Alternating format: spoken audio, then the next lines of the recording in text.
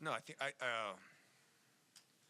I was just happy that he was able to get the ovation that he got, and I was really happy that he played the way he played because if he didn't play as physical as he's played, we would have struggled to win this game. Kevin, the key for you guys offensively being able to pull away. I think you guys hit 7 of 13 from outside the arc in the second half. Yeah, I mean, Northwestern had a really tough loss against UCLA on Monday, and we played Wednesday night. So I knew we were going to be a little flat. We were going to be emotional and flat, and I think the big thing was I thought our bench really gave us some really good minutes in the first half to kind of spell some guys. And, just being at home really helped. How huge was Julian today? 19 points, 11 rebounds. Also, he gave you that offense in the first half when not a lot of guys were shooting well. No, I mean, I think he really embraced his last time being here. And I'm very thankful for our students and our fans to get here and give him, I think, you're probably looking at maybe one of the last guys to ever spend 4 years or been here for 4 years at Maryland. So I think it was really special for him to get that moment. On kind of that note, knowing that you have postseason basketball ahead of you, do you take any time today, being senior day, to talk to Julian? Any reflective conversations? No, he's going. I think he's already at the dinner. He's got all his family here. It's his time. This is a very special day for these guys, and they want to spend it with their family. They don't want to spend it with me.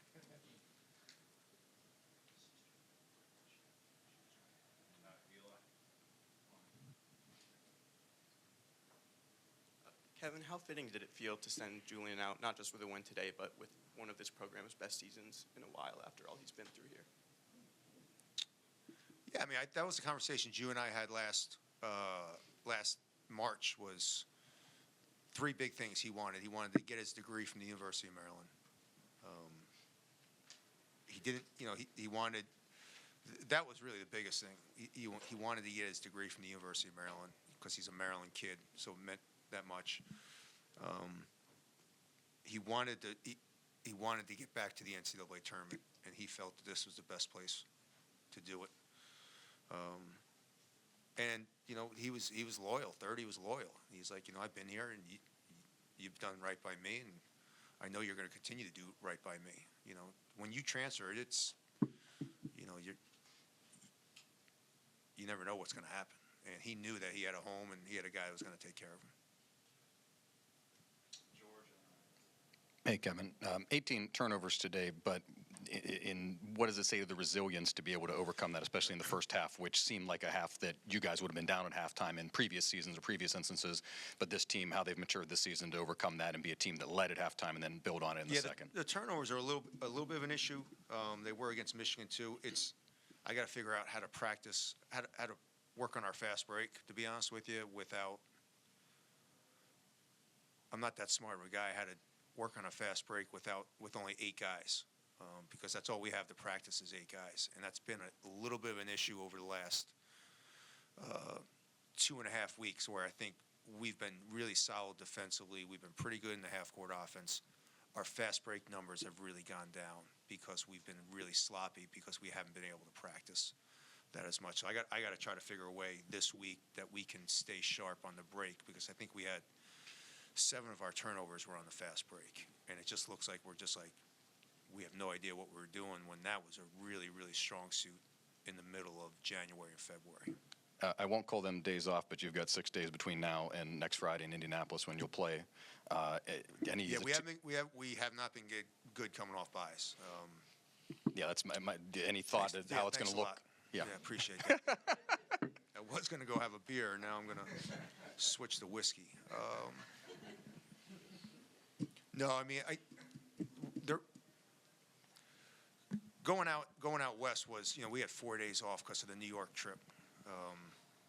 So that was and then going out west, and I thought we played pretty good going into Ohio State. We just missed our free throws. We would have won at Ohio State if we made our free throws. So I think, we're going to take technically 2 days off, but it won't be a full 2 days. It'll be like a day and a half. Hey, Kevin. Nick Martinelli obviously probably not a great match for you guys, just personnel-wise, but what were some of the struggles in guarding him, and did you switch anything up? He's not a good matchup for anybody. Like, that kid's a warrior. That kid is, if he could ever improve his outside shot just a little bit, he's unstoppable. He knows angles. Everyone knows he's going back to his right shoulder and his left hand, but he still gets there because he understands how to set guys up. Without Nick Martinelli, that team wouldn't win a game. And they lost Barnheiser. I forget the point guard's name, but they lost the starting point guard. And everybody knows that you got to stop Martinelli to beat them. And that kid's willed that program to 7 wins, which is ridiculous considering how many injuries they've had. He's a really, really good player. I voted for him first team because I thought without him, Chris would have no chance just because of the injuries they've had. Okay. Coach, I know that coaching is a perfectionist mindset, and you're always trying to get to that next level of molding your team. But now with 24 wins, ranked in the country, how you molded this team, what's your level of satisfaction in the job that you've done, melding this team, getting ready for March?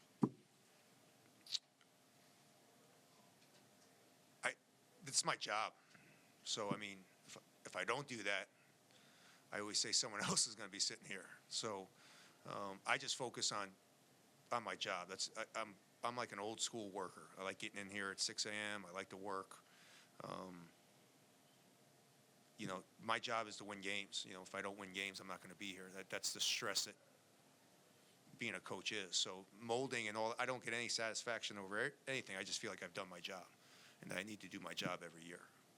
That's the way I look at it. Every year, my stress level in September goes through the roof, and I don't talk to my wife. My kids hate me. Everyone hates me, but I have to win games, and I have to mold young men, and I have to graduate young men, and then you still have to recruit young men. So it's my job. It's a great job, not complaining, because I know someone on Twitter is going to say, Willard's complaining. Look at his salary. I love my job. It's my job is to win games. Kevin, one more thing on Jew. He was 57% from the line last year. Just what would you say about how hard he works in the gym to go 11 for 13 today at the line to kind of? Yeah, Jew's different. Jew's a big guy that enjoys working. Me and Jew put 2 days of work in this week. I was like, I'll see you at 10 a.m. He's like, I can't wait. So it just shows you the maturity he's had, and also his work ethic. He's got a great work ethic, which is very unrare for big guys. Most big guys just don't like working on their game. Jew knew it was a weakness, and he's made it a strength now. Thank you, everybody.